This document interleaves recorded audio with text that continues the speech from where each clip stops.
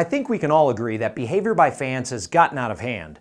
During the off-season, the New Mexico Activities Association updated the sportsmanship bylaws to include specific penalties for egregious acts of unsportsmanlike conduct. The updated bylaw now specifies the possibility of suspension of a team or fan from athletic activities for unsportsmanlike conduct. The bylaw reads, anytime an egregious act of unsportsmanlike conduct by a team participant, including a coach, occurs 2 or more times during the same season at the same school in the same activity, the team will be suspended from participation in that activity for the remainder of the season.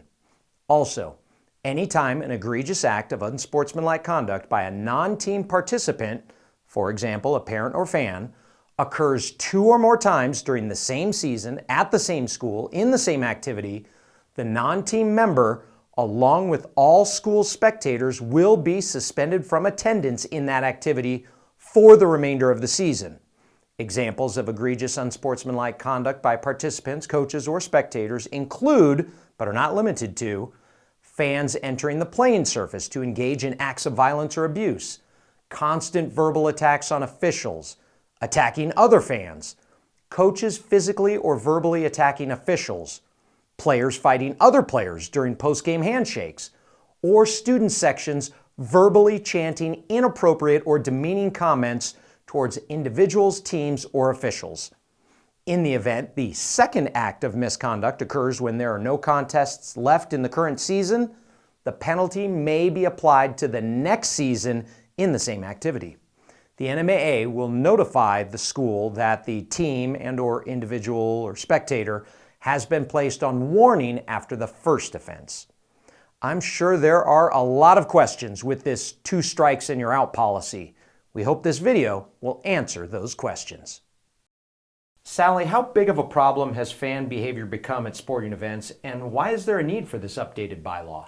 Well, it's become a problem not only in New Mexico, but nationwide. And we've had bad behavior, and we see it on TV, we see it at sporting events, we see it all over now. And so it is becoming a problem, and there has been uptick in bad behavior in New Mexico. We have seen officials just threatened. We have seen them being followed out to cars. We've seen, cussing and screaming, and we have to go back and think, JP, that this is an extension of the classroom. We are education-based athletics. And although we have to think about it as the football field, the basketball court, that is our classroom. Those are our kids that we need to teach lifelong skills for. So whether maybe in your community you don't see it and you're wondering, why are we doing this? It is happening statewide, and we need to curb this bad behavior. What is the difference between egregious behavior and fans just booing from the stands? Can you give us an example of what might constitute a first strike or even a second violation? I can give you some examples. We have our Compete with Class initiative, and we have had that for the past 10 years. And if a fan individually is acting out, they are removed from the event, and they could be banned up to 365 calendar days from NMAA events. We will still continue to have that Compete with Class initiative.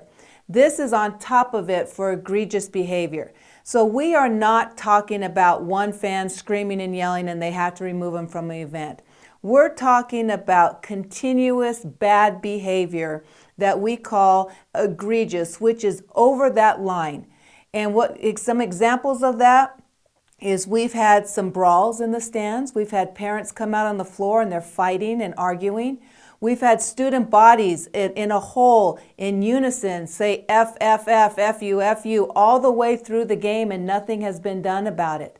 We've had officials that have come out of the game and they have spit all over their cars, or they are threatened, followed to the locker room. Those types of things are egregious behaviors. It is not the one fan that boos, or if a crowd boos, but when you cross the line and take it personal, that's egregious. When you are calling out officials' families, or you're calling out names, those are egregious behavior that we just are not going to tolerate anymore.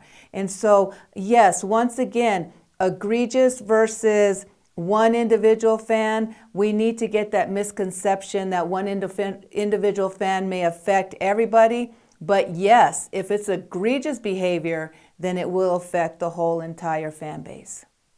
Have you seen this type of bylaw work in other states, and will this help bench that bad behavior? This bylaw has really started in Oklahoma, and then Louisiana adopted it. And a lot of states are looking at this bylaw. It's called this 2 strikes bylaw.